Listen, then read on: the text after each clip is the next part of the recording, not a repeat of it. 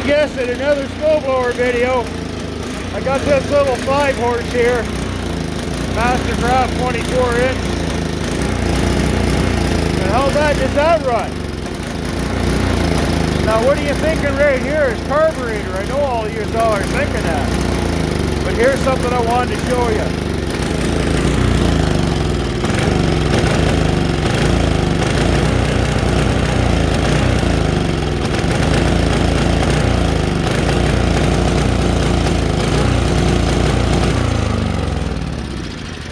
Well, you can see the spark goes completely out.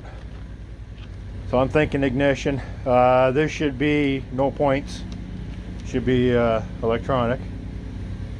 I'm going to try this one out here. I bought this one off of Amazon because I couldn't find that one. It was in another toolbox. So I got this one, bought another one. Yeah, wasting more money. But is it a waste? No, because on a 2-cylinder engine you can run this two at a time, right? Yeah, there's an idea, 2 at a time. So I'm gonna try this one, start it back up.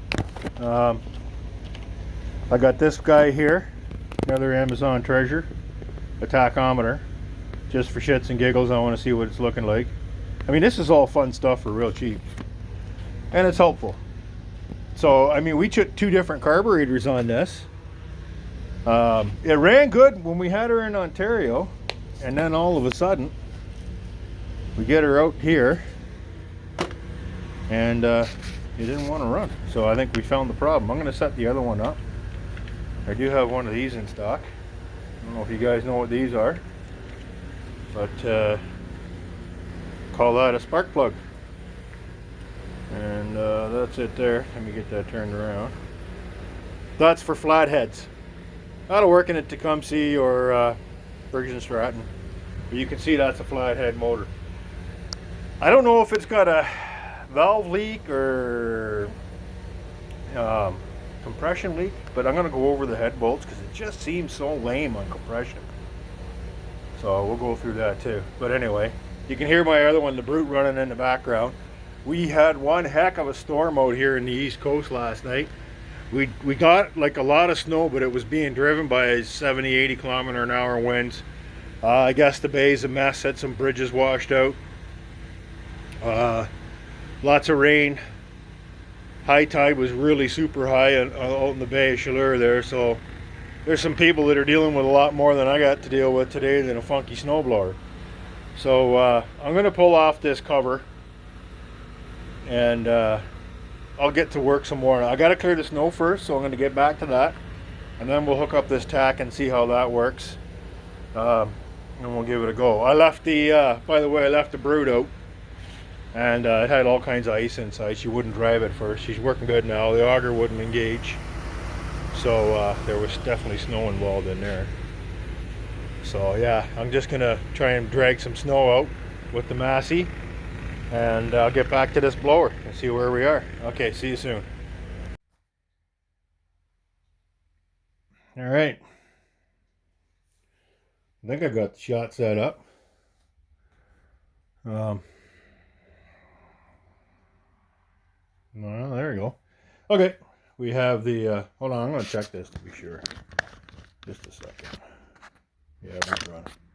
We're rolling. Sorry about that, guys and gals. Okay, so we're back on this Tecumseh powered snowblower. This is an old girl. We bought this thing really cheap in Ontario, and I think the only reason why I'm going to save it is because it makes for good YouTube video. She is pretty rough. It needs a traction wheel, I know that. I'll check the belts on it, but first off, you guys saw previous to this and the other shot that the ignition system's messed on it. I did buy a new ignition coil, and the first thing I'm going to do, because I lost the coil somewhere, of course, is pull off this blower cover, and we'll get a look at it and make sure it's just not knocked out of the way or something. I have no history on this machine other than it's obviously from a very salt-laden area because there's salt corrosion all over it. But anyway, let's get this cover off and see what's going on. Using my air ratchet, you can see This is an old Ingersoll Rand. If you guys own these things, oil up the pin inside here. This is where they wear out. I don't know if you can see that. There's a little motor on there, and there's a flying block, and it flies around. I'll see if I can run it slow.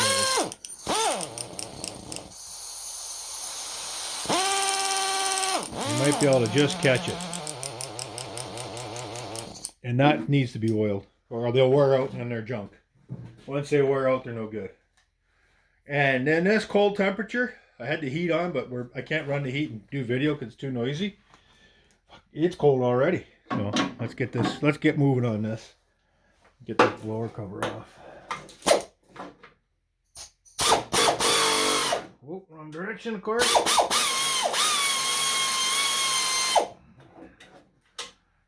Old school. I know it's noisy. It's the way we used to do it before all the battery stuff came out. I don't know if I can get in on this side. Sure can.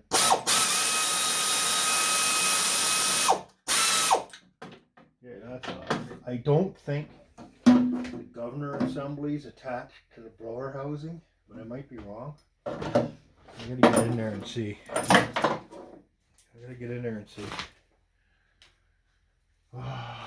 have a see.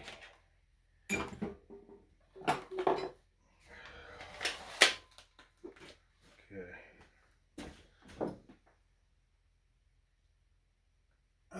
It does not appear to be, so I'm going to try and pull it off. I'm going to pull the head bolts though. Quick side note. I bought these adapters on Amazon to get these old 18-volt tools back up and running. The first one I bought, not gonna lie, it burned up. It melted, and I was using it on a recip saw because the recip saws are expensive. But we did end up buying a 20-volt one, DeWalter. The only reason why I didn't go with new batteries for this old tool because they're expensive, and I wasn't 100% sure. So let me switch out. I only got one battery out here right now. And there's more versatility with the 20-volt stuff, I'm not going to lie. Obviously, they're not making that much 18-volt stuff.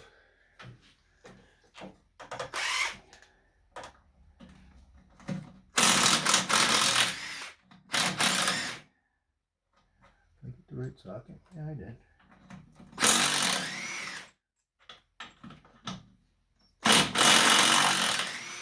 And this tool still works good. So my thought is, I'm going to pull this. I'm wondering if I should pull this tank right out of the way. I can't see what's going on. I'm going to drop it. Since we're here, I'm going to drop the tank. Whoa, look at the corrosion. There we go. Okay, so right off the bat, I think you might have a corrosion problem. Let's get in there and see what's going on.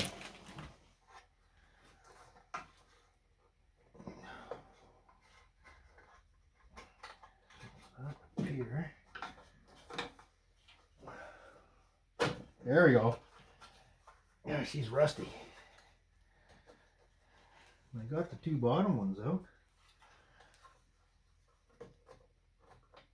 On a snowblower. Okay. That starter cover has to come off.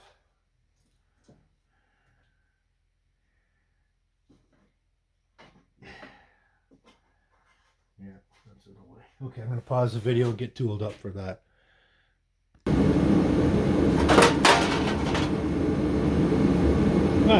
There you go, got the cover off. You can see here the coil is the mag, CDI, whatever you want to call it. Let me get you out of the... Oh, she's heavily corroded, so that's the issue. These Tecumseh mags are weak at best, CDI units, and this one is definitely shot. from corrosion. So I'm going to go ahead and spray it with some penetrating oil. Sorry, I'm out of shot. To get these two guys softened up, and we'll get ready to pull that out. I'll go and get the other one. And we're taking note, obviously the coil wire is out to the front, and the ground shorting wire is at the back, right there. So we'll need to rehook those up.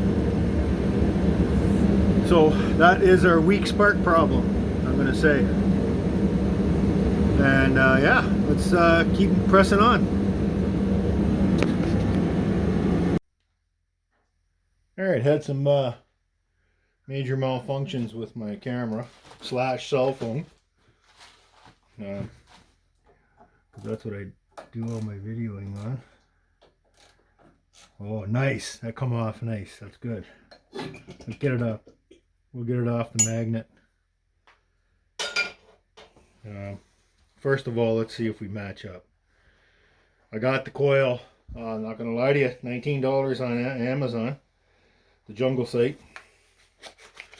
And famous unboxing sequence begins now. Let's see how close we are. Ooh. Holy smokes, would you look at that? It's a dead match, I think. We'll look at the screaming Amazon quality. Sorry, off camera. I always do that. Let's line it up. And it seems to be that that's the one. Alright. And I'm going to spray this with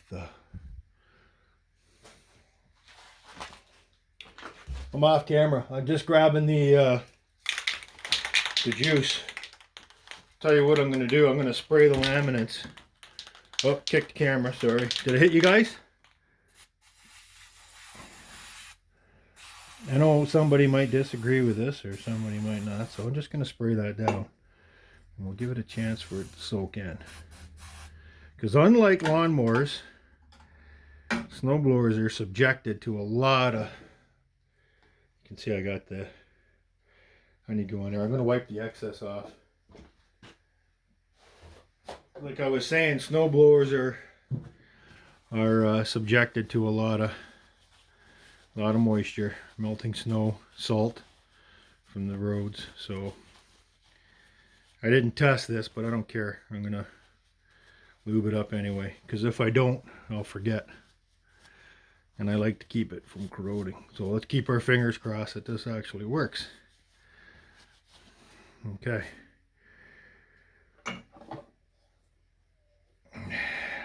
I'm going to keep the packaging because you guys want to keep the packaging when you're dealing with Amazon stuff. We do know the source. Oop, I hit you guys again. I'm going to move you a little bit. How about that? Is that better? You're still, yeah, you're still on focus. Yeah. And I won't be kicking you. Yeah, so anyway, I was saying about the Amazon stuff. We do know that sometimes it is suspect of quality.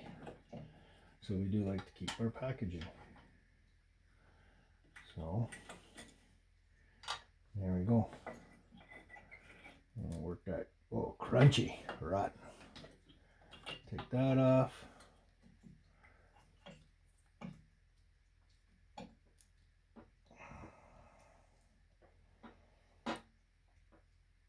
This is terrible. Okay, hold on. I gotta get needle nose. Alright, so I'm back. I put the ignition coil in place, and what I'm doing there, I don't know if you can see it or not, but there is a piece of cardboard in there to gap the magneto from the magneto core or armature, whatever you want to call it, to gap that from the magnet on the flywheel. And what I used for cardboard was a box from my NGK spark plug. And I know everybody gets their spark plugs in a box. I used to hope you do. And you can use that cardboard. You can also use electrician's tape. But being that we're in a high moisture content right now, kind of situation with, we got a melt day going on. It's about 5 degrees Celsius out. And we're melting. so everything is sweating with moisture. So I got that tightened down now. And that's in place. Make sure our coil wire stays out of the way. Rotate that. That's the oil. That's not good. It's in the breather. That's going to be a mess. Okay, I got that cleaned.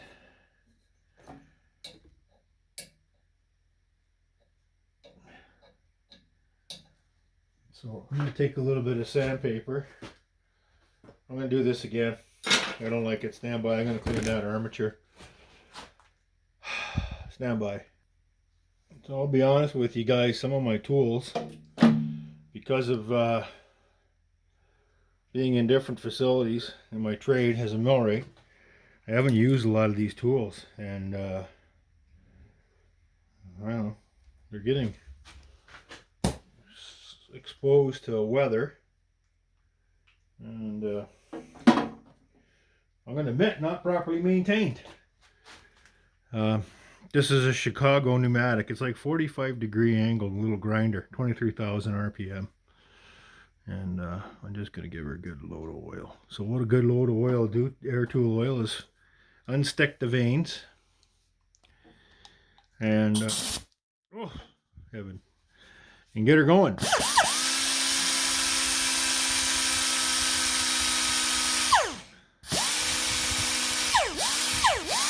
I'm just starting to see the oil come through the exhaust now.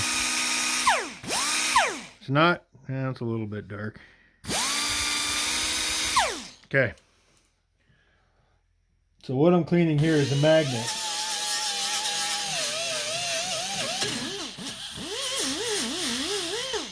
I don't want to change it dimensionally. I just want to clean off the schmutz.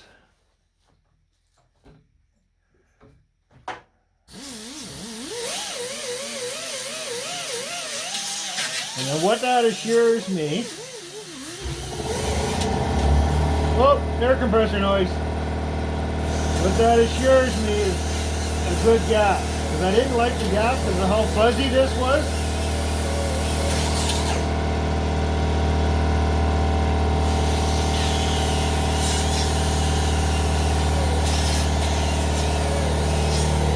Well, that's cleaned off. I don't know what you guys are using nowadays, but these were the ticket back in the day. Some weird sounds coming out of that compressor.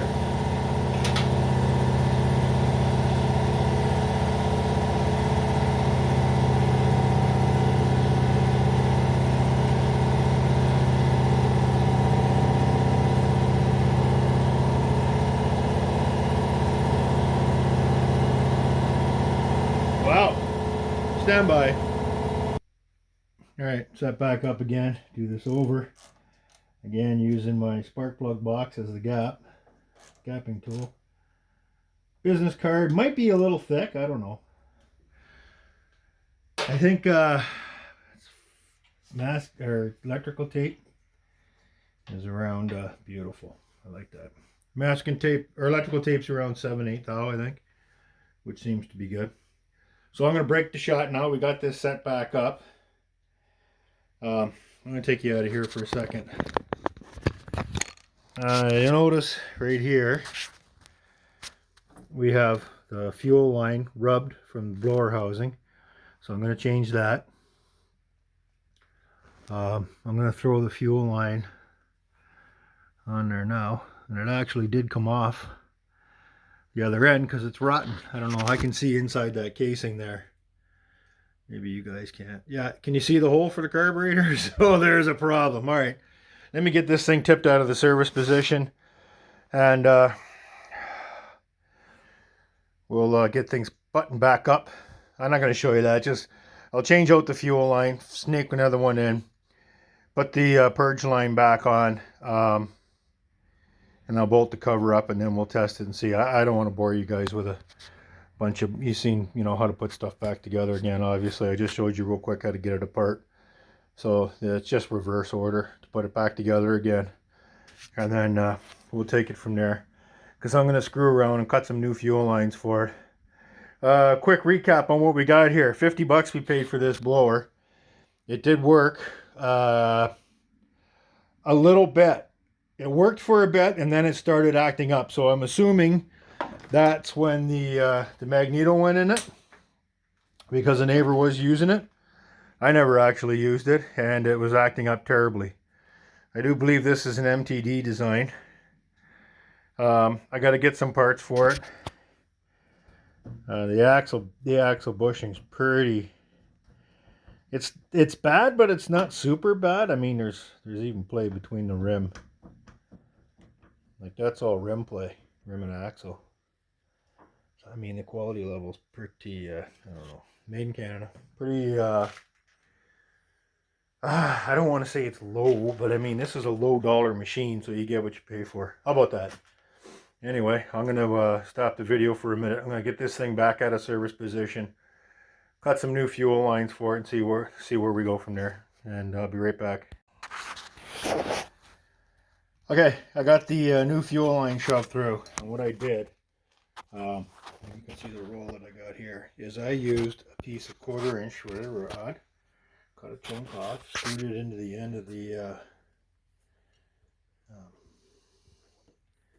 fuel line, and then I pushed the old one out with the new one with that as the joiner, and you just shove it straight through. I didn't set it up for the shot. Sorry I'm getting so crazy here. Just a minute. I got dirt on the lens too. There you go. Here's a testament to what's going on too. This fuel line is rotten. It's swelled, it's cracking, and I think it's succumbed to ethanol damage. That's what came out of the fuel line. So that's another reason why not to use ethanol. So I got the short one on the tank to replace. I'm going to put some clamps on here, and let me get this back up, and I'd take the cover off, obviously, for the carburetor. You can see the carburetor that we put in before. Let me get all this buttoned up. I'll get the new fuel line on, and we'll go from there. I got to figure out how to run that the routing for the line primer because when the blower cover fell off, I didn't see where it went. So hang on, we'll get back to there.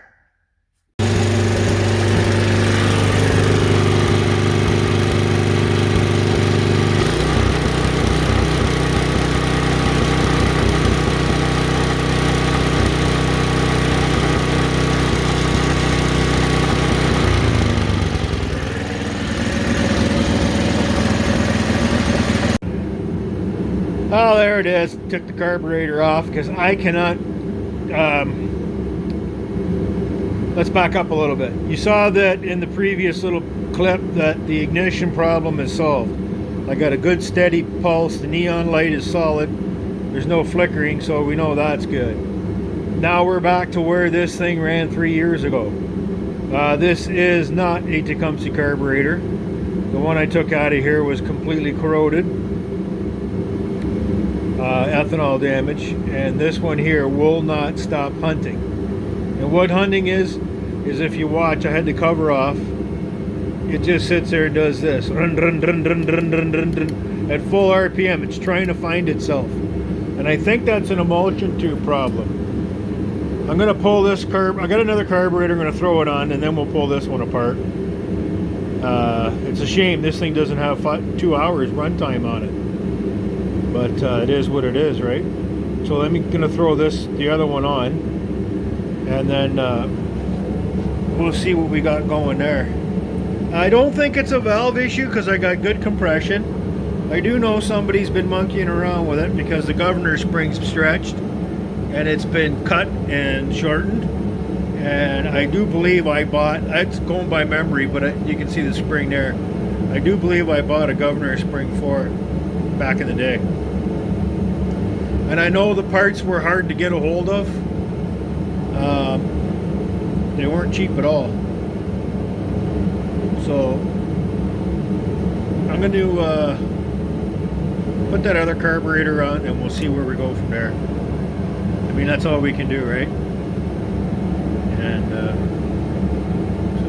That's the pilot jet right there. I took that out, cleaned that. Nothing happened. That's not an idle mixture screw, you guys. That's a pilot jet. It's supposed to have a plastic cap, meaning don't dick with it. Or it's not adjustable because it's not adjustable. It's just a jet. It's very similar to this jet, only very smaller. Yeah, let me see what we're going to do with this. Stand by. I'm going to put the other carburetor on.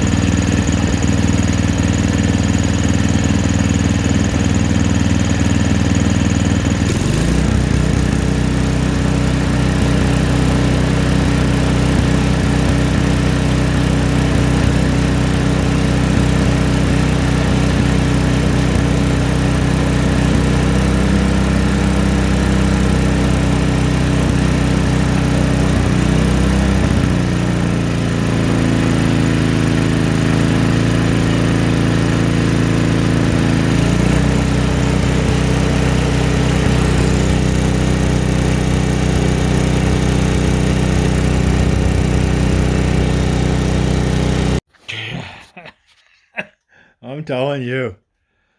Junkomatic. That's it. That's as good as it's going to get. That's all the time I'm putting into this thing as far as the engine goes. We did the coil. Coil was magneto was fine. First carburetor, pretty janky. This carburetor, we're probably at 95%. That's all we're going to get out of this thing. I'm dying of carbon monoxide poisoning. I'm going to transfer over the rest of the parts. I'm going to put the choke assembly on. That's it. I'm done. I'm throwing in the towel on this bad boy. Where are we here? Looking at the governor.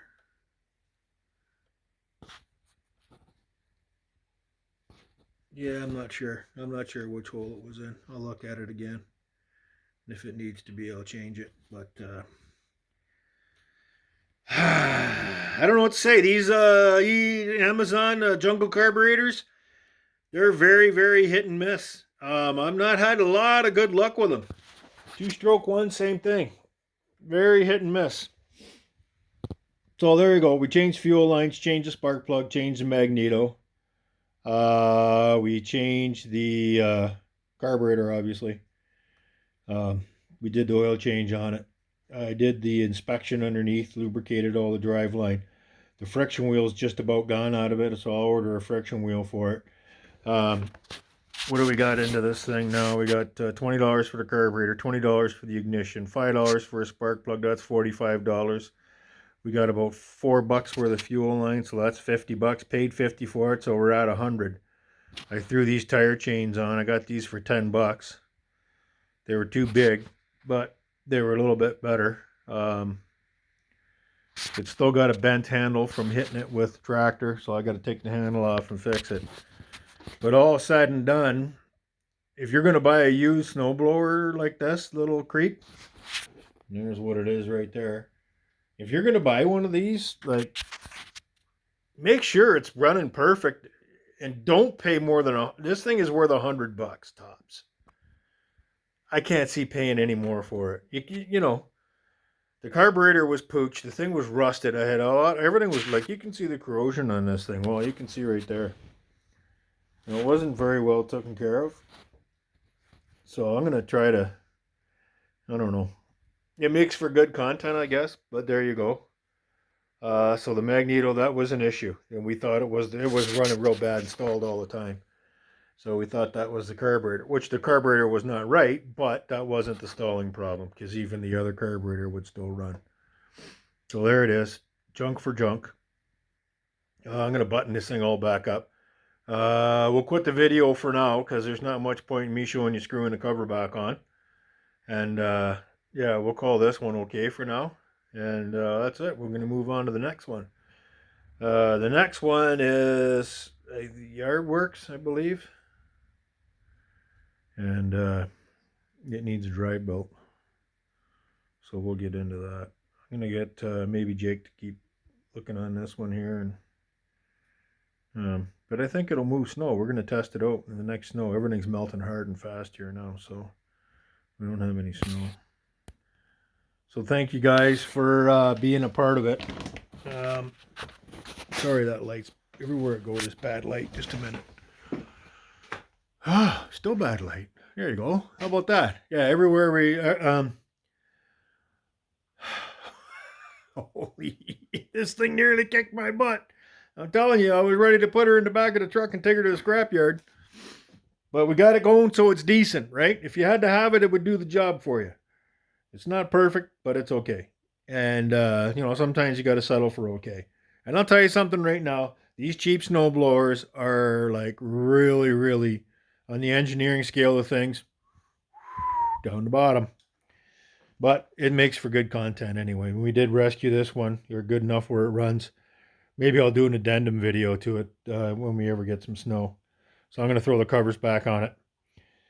Check the oil's okay. We just changed it anyway, so everything was good.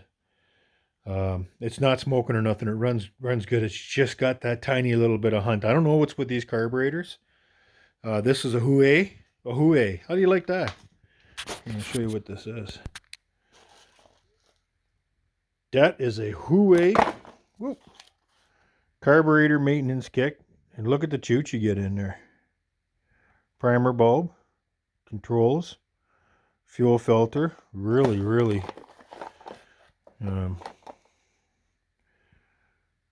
This is cheap fuel line. Good God. Single wall. That's stuff that I put on there. Now, there's some guys on there saying you got to use Tecumseh hose, which you don't.